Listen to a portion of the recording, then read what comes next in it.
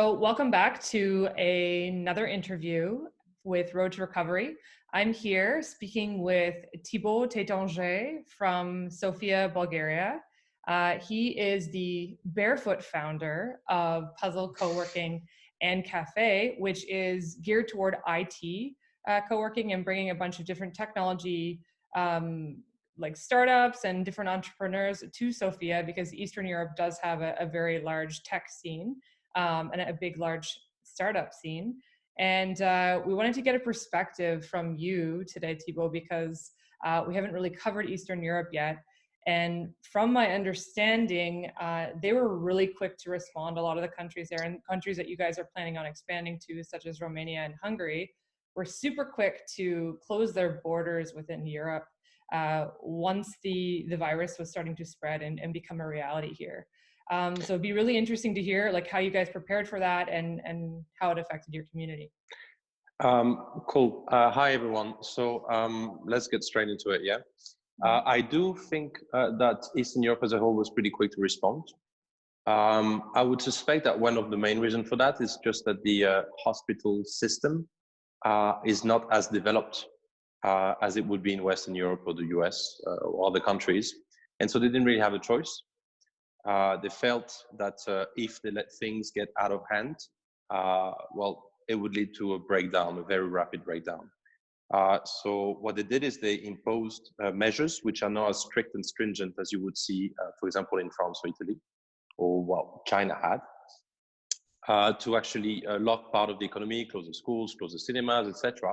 But otherwise, it's not a complete stop, if you see what I mean. So it's more like, okay, guys, let's just close earlier than the others have done, which means we don't have to be strict, because as soon as you close, you obviously either stop or slow down. Well, stop is a big word, but you slow down or really, really slow down the advance of COVID across the actual population. So yeah, it's locked. I mean, the office here is pretty empty. We probably have 5% of our members coming, but they are still coming. Some are still coming, others are remaining home. And the biggest issue that we have in Eastern Europe is that, in fact, the elderly, who's the population at risk and who are the people that we actually mostly looking to support, are not respecting the actual lockdown so well, most probably due to lack of information. Really? Okay, so that's an interesting perspective. We just thought, because we are experiencing something very similar in Berlin, where when I do go out, when I choose to go out, I am seeing a lot of the elderly population kind of walking around.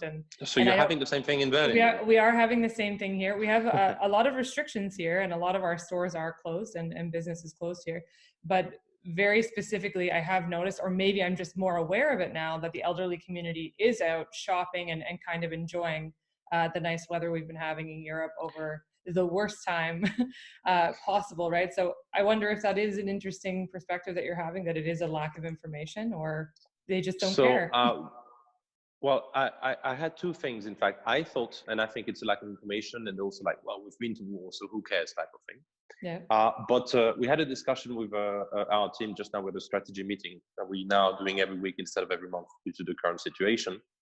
And we have a specific person in our team. We told him, look, we're putting you on a paid leave. We're going to give you extra holidays because we understand you don't have enough and we don't want you to use up your holidays. Because you are part of the population at risk. He's a handyman, he's over 60. And I found out that he was just going every day to the cafe. And I'm like, what the hell? And so we had a conversation. Our understanding is that we can stay home because we have Netflix, we have work, we have internet. They have nothing to do. So if you're elderly, not extremely well educated, let's say, well, you're not going to stay home and read books all day long. Mm-hmm. And so they just get so bored that they feel they have to blow some steam and they have to walk out and do something. So that is their explanation. It's one person, obviously, so that doesn't provide a huge data set to be able to take a decision from.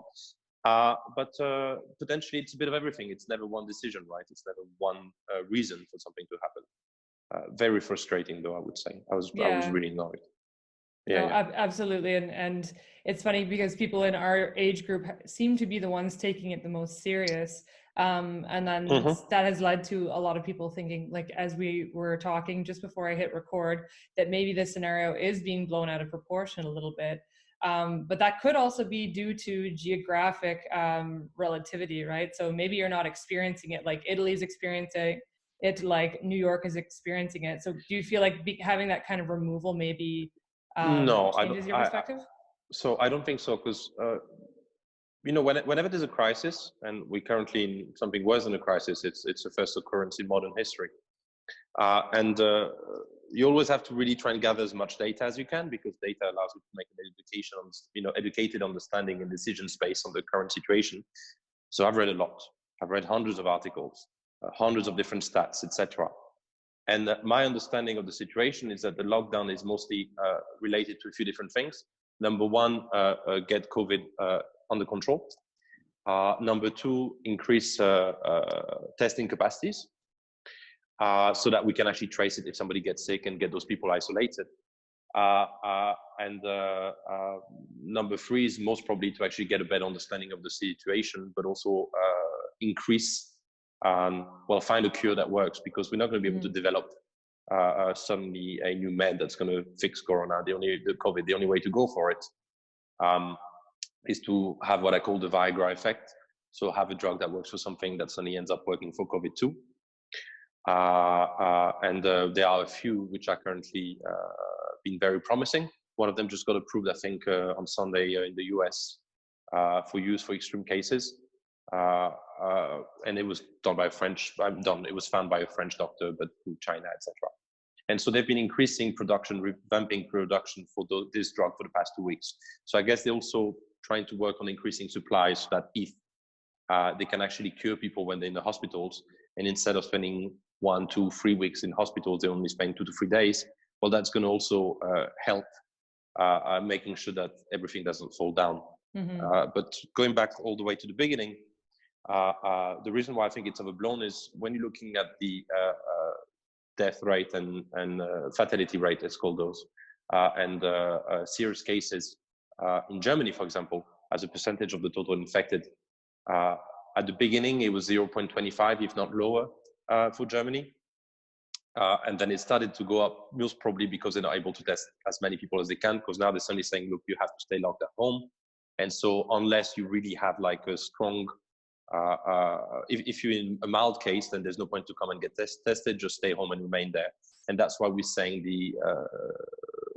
the rates increasing, where at the end of the day, I think that it's a lot less deadly than we currently believe. I also believe that there's a lot more people who currently have COVID than we believe.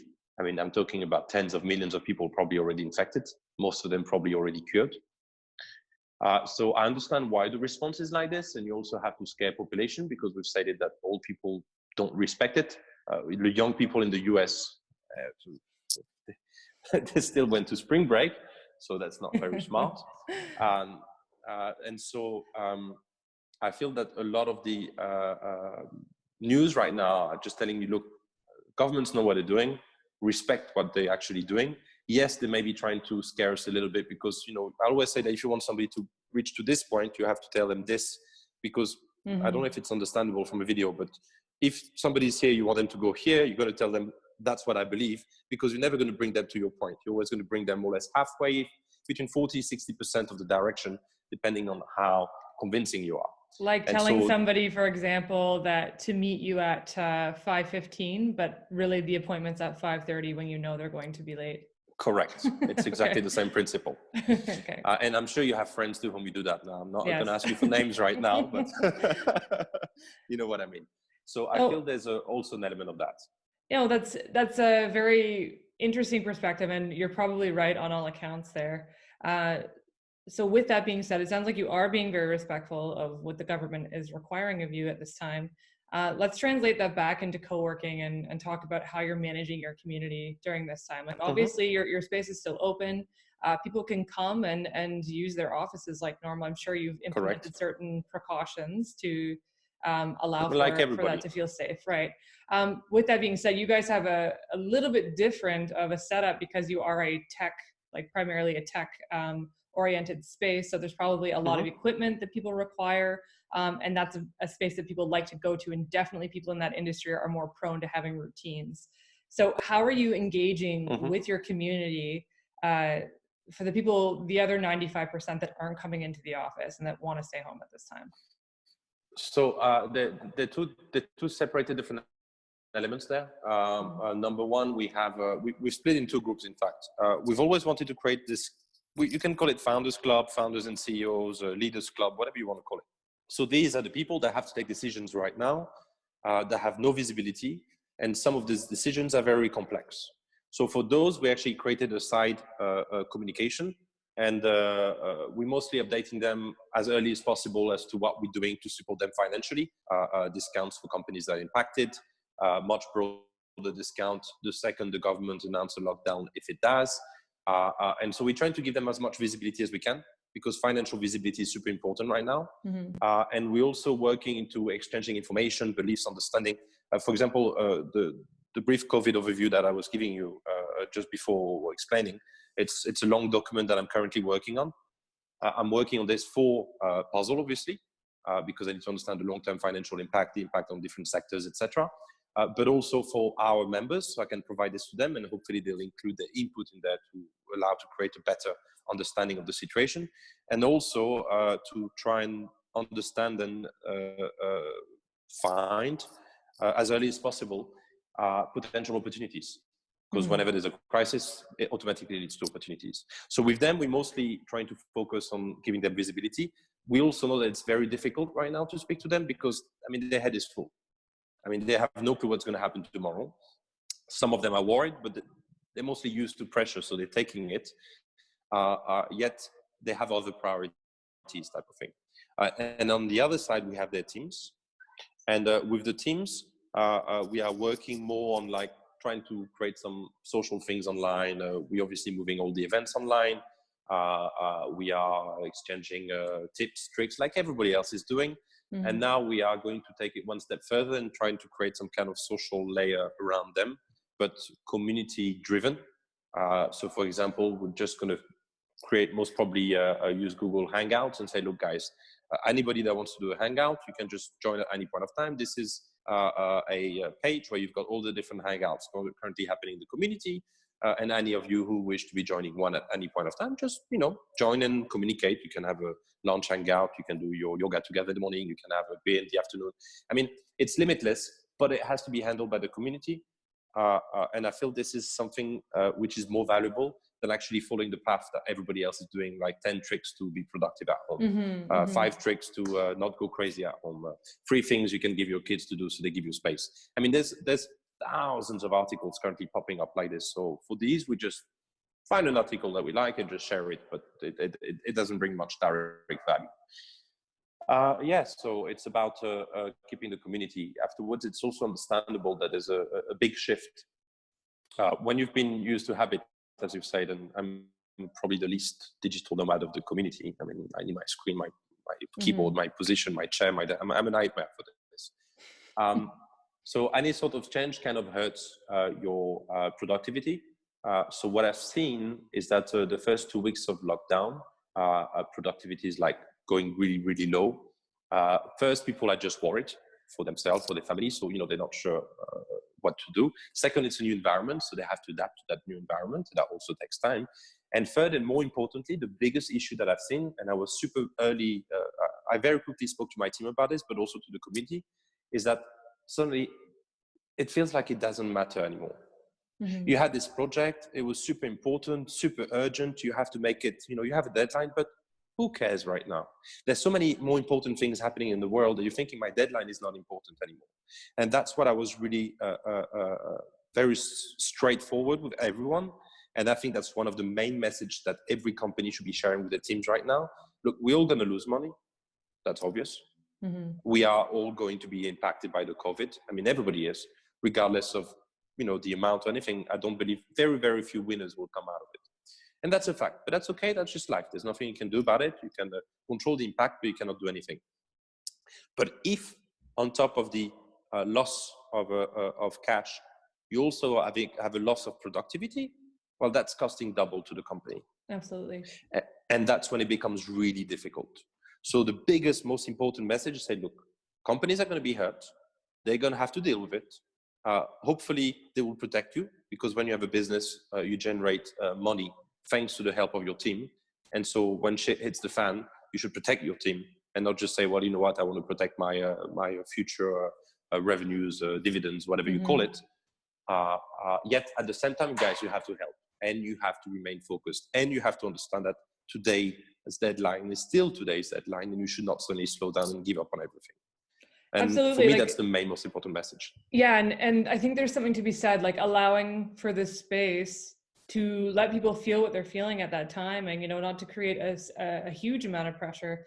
But I think having a place to go to work and occupy your time and occupy your mind really can be helpful as well. And some people don't want to sit and read all these articles that are out there. Like for myself anyway, I like projects right now, especially. I want to get them done. I want to focus on my work because it does stop me from going and checking the news and remembering the situation we're in. So I think the productivity will go up. The productivity will come back because I think people aren't going to want to be stuck in this state of mind. So it will for certain, but then a lot of companies are currently scared and really worried because they've seen a huge impact. You know, suddenly the world stopped.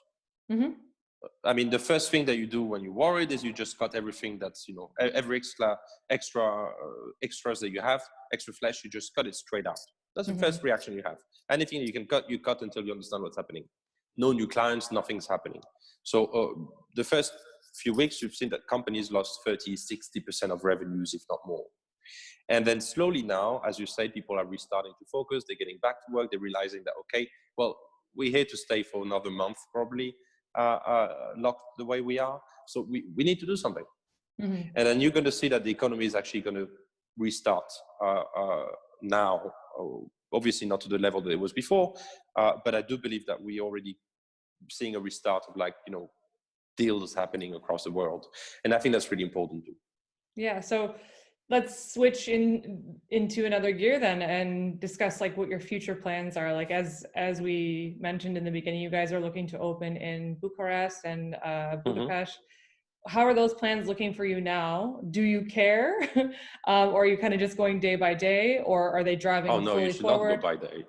You should never go by day. When everybody stops, what do? You accelerate. I mean, it makes no sense to be sitting at home and going, okay, what am I going to do? What's going to happen? No, just focus and push. I mean, right now, okay, so we were meant to sign Budapest this month. It's a 15 million euro investment, so it ain't small. Obviously, we had to delay a bit. I mean, I'm not going to sign the purchase of a factory now. It makes no sense. So what I'm doing is I've told the actual owners that, look, we still want to go forward. We need to have a delay of a month, 2 months, 3 months. And in the meanwhile, we need to discuss what's the impact on the economy and should we reduce the price because there will be a hit in the economy. I mean, that's obvious. And so the price is probably too high now versus the reality, because there will be a drop. That's a fact. However, at the same time, I mean, I'm pushing like crazy to raise a lot of funds. I'm not stopping. Absolutely. I mean, I feel that what I'm doing is, so my COVID overview is allowing me to get a better understanding of what's the impact, how it's going to be cured, or how I believe it's going to be cured. It's always I believe anyway. And what's going to be impacted to what level, then build stress tests based on, okay, if this is impacted to that percentage, what's going to be the cost on the business, what are the new levels that I have to base myself when I'm doing financial projections, and then correlated to that, what's the price that I should pay for X or Y. And then going to investors and saying, look, I've done the math, and the math, they never lie. These are the different scenarios. These are my stress tests on the assets that I want to purchase. Now, you know what? I actually want to buy a lot more because people are freaking out. It's a bit like when you've got a market crash. It goes much lower than it really should because there's this panic element which arrives, and there's like panic sell, which means that it will pick up. It's not going to remain as low as it currently is. And so I want to utilize that opportunity to actually go shopping. Yeah, absolutely. So you're part of the crew. And I will say, I definitely bought some oil stocks this past week. So during that, during this crash, I see there are opportunities there. And that's a really interesting and I think positive perspective to have, because a lot of people are very worried, especially in North America right now, because they're getting pummeled by the virus. We can discuss about that afterwards if you want. Yeah, of course. But I would maybe let's talk about that then. So let's talk about the future of co-working. You clearly see the opportunity. You're shopping right now. what do you before think the is going to future, be impacted? Like, yeah, what will so be changing, and where do are you changing your model now to maybe so apply to corporates more so than flexible? So before the impact on co-working, let's speak about the way different economies and mostly culture, in fact, behave in times of crisis. I actually discussed this with a few people yesterday because it got me interested. So if you're looking at the way it functions in the US, you have a crisis. Everybody gets fired the next day. US companies, they just straight away fire people. If they have a business which does not have intrinsic value, so they've not made a big investment and there's a risk at losing the investment, they'll close. I have a lot of friends in the US who have co-workings, and they told me, look, we're closing. We don't see the point to keep it open. So we're closing it now, and then when the crisis passes, we'll just reopen it. Because we do not want to be funding something that's going to be losing money for the next few months. Mm-hmm. So that is very a US approach. So in fact, it means instead of bleeding during a crisis, cut your losses early on, let the government take over by paying unemployment benefits and every single kind of help that it can. And then that way we keep our working capital. And the second things get back, we can invest straight away and just build it back up. So that is the US mentality. Europe is the opposite. In Europe, we're saying that in times of crisis, the most important thing, and I truly believe it, so I'm not saying that I prefer the US, just cultural, so that's what we are. We say in times of crisis, we have to protect our team. And that is the one most important thing. And so we're doing everything we can to bleed to make sure that our team remains in, with their job, that they don't end up being on the street, that they can still eat, live, and just, survive type of thing. So we actually do this community sort of survival. And I've seen this in the community too in Puzl. There's a lot of companies saying, look, we're not going to come for the next month and a half, but we want to support you because we believe that we all have to support each other. So we have a lot stronger community type of feeling in Europe than you would in the US. So they're different problems, different solutions, different ways to tackle that. Now, the issue is that would mean if we follow the US versus Europe system, is that if European companies bleed, it means that when the crisis is over, there's going to be a lot less investment capacity because we'll have spent a lot of our reserves to protect our teams. Mm-hmm. So this is where the actual government role is super important, is that when the US, they can actually focus on individuals. In Europe, if we are to protect work and jobs, which is what every government is saying, protect the jobs, protect the jobs, protect the jobs, then they have to support companies super quickly. So government, regardless, both ways, has to take on the loss. Mm-hmm. Loss of governments means printing. Printing means probably we're finally going to see the inflation that we've meant to be seeing for a very long time. And that's a very important factor to take into consideration when trying to figure out where the world is going. And co-working and everything else. Because if we're going back to co-working now, in our case, we have about 20%, I'd say 25% of individual seats, and the rest are offices. 1 year minimum rental, 3 to 6 month notice, depending on the size of the office. So COVID is impacting us. We're going to have 20, 30%, actually 30% loss of revenues most probably, but we will survive. Mm-hmm. Some other co-workings will be impacted much strongly.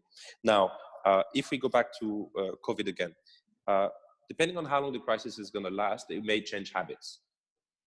If it only lasts 1 month, the lockdown, a month and a half, then for most companies, they're going to think, okay, so we were at home. Tech companies is a bit different.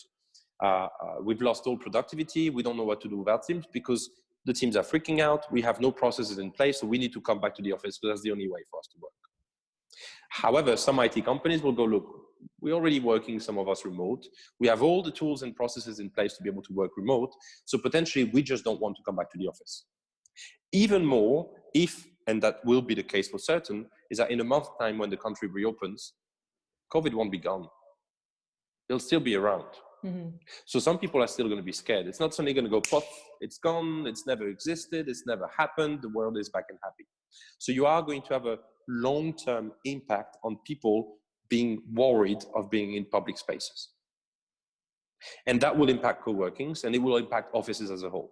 So if we think that a lot of companies start to decide to move out of the offices and have part of their team doing remote, it means co-workings are going to directly benefit from an influx of new potential members that otherwise would have rented a typical office.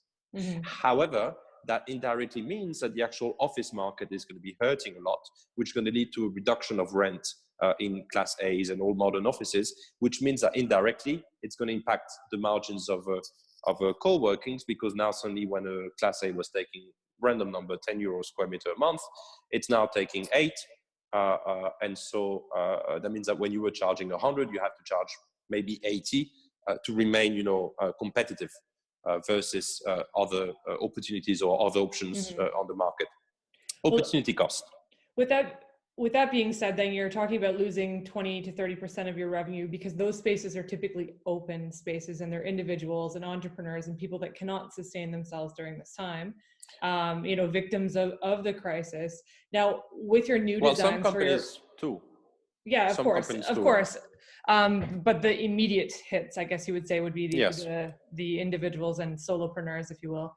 Now, going into the design of your new properties, are you going to take that into consideration? I have spoken with other professionals that, they were designing their spaces, and this has taught them that maybe they will actually take away some of the open areas and spaces that people, were requesting previously, and turning those into offices and just keeping it an office building. And if that is the case, doesn't that kind of take away from the whole purpose of co-working and culture? So in our case, I think our model is pretty well adapted. We do have a small percentage of open areas. The idea of our open areas is mostly to be able to create this community feeling. But as a percentage of total community, as I said, I think it's 60%, 70% office, 15% open, 30% open area, more or less. I don't have the exact number. So I don't believe it will change that. If we're going into crazy potential long-term things, then the question that will be is that, okay, if less people come to the office, if people work more and more from home, it means that the co-working experience is going to have to be more and more social and less about work, which means you'll have to convert some of your working areas into more fun areas and more support areas and social areas. But that is not a big change to your overall layout. We're doing everything in-house. We have an architectural studio in Puzl with 10 people. So all of our designs are done here. And at the moment, I don't believe that we will change anything. I think that, our model in our case is okay. Again, we don't have very large open spaces. So we're not typical co-working. We are hybrid co-working, or we call ourselves self-IT hub, in fact. Okay, very interesting. No, that sounds good. So with that being said, moving forward, you gave us a lot of perspective on what's going on with you. You're not stopping, you're extremely focused, and looks like you see an opportunity here moving into the future. If you can leave us with some advice to other people in the industry that are in your position, or people that are having small size companies, things like that, what would you say to them about this? To give them a little bit of a hope moving forward. Well, I'm always positive. I'm not stressed, guys. That's all I can say. The most important thing in life is to straight away accept how much it's going to hurt, and not just go on a day by day basis thinking, oh my God. You just straight away, you say, okay, that's going to cost me X hundreds of thousands, X tens of thousands. Do I have the cash? Yes, no. If no, can I cut the cost down? And that's it. In terms of during the crisis, just be careful with money, obviously. Save wherever you can. Try not to lose your team. Try to support them, because it's your role as an entrepreneur to support them. And then the most important thing I would say to understand and realize, but I think most people do, is that the second the lockdown, but that's a typical basic mistake that anyone could make when doing their calculations, is that don't forget that when the lockdown comes out, your revenues are not going to come back in one day to what they were. It's going to take a few months for the actual curve to inverse. So when you're making your calculations and the assessment of your situation, you have to make sure that, allow for 3 months, maybe post closure, maybe even 4 months, to reach back the revenues that you're reaching prior to COVID. Otherwise, it's a world full of opportunities. So I would not worry. I would not be worried. Yes, again, it's going to sting. But it also means that there's going to be so much free money lying around that, we just have to figure out what to do with it and prepare a model for it and push forward. I don't have much else to say, to be frank. No, that's perfect. I think that was a really great way to wrap things up. It is hopeful, and a lot of people are coming to us right now to look for these perspectives, because it's a little bit it hit a very, I would say relatively new industry. Like co-working hasn't been around that long, not in this capacity. So this is new to everyone in the world, but also very new to an industry that was pretty much in its infancy and was getting ready to blow up. So a lot of people are looking for that type of advice to carry over into how they're functioning. Well, the hardest thing that you have there is, most people had co-workings in the industry. A lot of people did not have strong underlying benefits in their model, i.e., you have to create. Look, co-working is a real estate business. Mm-hmm. You can call it whatever you want, but it's a real estate business. So unless you generate value within the real estate, just taking a space and cutting it in smaller bits, and I'm sorry to be saying that, is not sufficient. Mm-hmm. You have to generate value within the real estate itself to be able to generate value as a business. So one of the things to do now with the current situation is actually look at your space, see if it's the right one. If you've not invested in it that much, well, actually consider going shopping for a new space. Mm-hmm. Negotiate rent. I mean, if you're not tied up to the existing space that you're in because you've not made a big investment, well, nothing stops you from just, canceling the contract. The one thing for sure is that real estate owners are currently freaking out and they're being worried a lot more than co-working operators. So these are the ones that you have to utilize and just benefit from the situation by negotiating a long-term, very low rent contract, potentially negotiating also a partial investment from the owner of the building so that it can actually help you generate more value within your business model. Mm-hmm. And if the owner says no and you've not placed investment within your space, well, go shopping around for another place not too far from the current one and just move. That's awesome advice. Everybody has. No, this is a good perspective to have, and that is the case. I think that landlords will be coming around, and they're going to have to get on board with what's happening. Which, could be a good situation for people who are just starting out in a co-working space. But that is some good advice that maybe people just need to let go a little bit and maybe not be too tied to where they are currently. And it's always okay to, because it doesn't matter. Yeah, it truly doesn't matter. And the last one also, if any of you guys have bank loans at the moment, business bank loans, go to your bank now and start telling them, look, we may need to delay it. That's one of the very important things that I've also told the community. Anybody that currently has a bank loan, we don't know how long this is going to last. And it's never good to call your bank saying, oh my God, I'm dying right now, please save me. It's better to call them today and say, look guys, at the moment we're fine, but there is a risk that if things continue to go that way, like every other business in the world, we will be impacted. So we may need to get some kind of grace period on our principal repayments, or whatever you can negotiate. And I've already done this for Puzl. We have no cash flow issues at this stage. We believe that we can last 5 to 6 months, even if we completely close with our current cash flow. But I still went to the bank and I said, look, guys, we may need a grace on the principal, because it's better to warn the bank early on. And that way you keep that relationship and they realize that you're not overtaken by the current situation, but you're in full control of every single element of it. And I think that's the most important. It's crisis management. Always be one step ahead. Warn your community, update them, the banks, anybody that you have, your investors. Let them all know. Don't wait for them to ask you questions, because that means you're already too late. No, very good. So I just want to thank you so much for joining me today and taking the time to chat. This has been really enlightening, and we hope to stay connected with you and follow your journey and what you're going through. And hopefully we can have you back on and have another discussion in the future. My pleasure. Yeah. Thanks so much, Thanks Thibaut. a lot.